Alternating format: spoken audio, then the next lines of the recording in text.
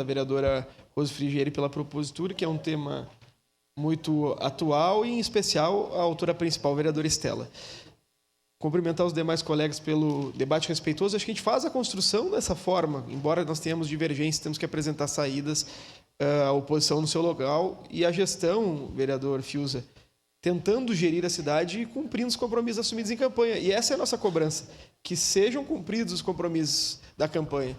Nós não governamos e o único capaz de nomear os guardas municipais é o prefeito Adiló. Às vezes a gente acaba por passar essa responsabilidade para outras pessoas e isso não é o nosso objetivo aqui na Câmara. O que a gente precisa deixar claro é o seguinte: quem é o prefeito da cidade é o prefeito Adiló. Somente quem pode governar quem pode nomear os guardas municipais é o prefeito Adiló e quem governa a cidade é o prefeito Adiló.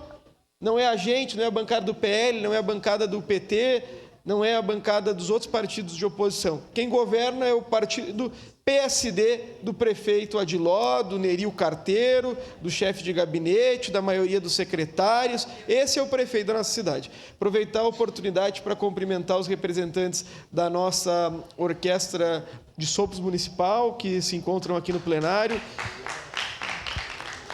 Com certeza vieram debater um tema importante que é a cultura e teremos uma audiência pública presidida pelo nosso vereador Jack.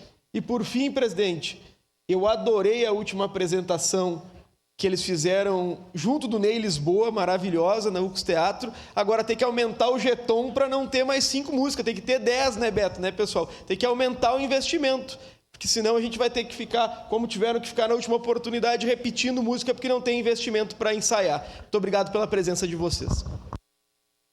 Para declarar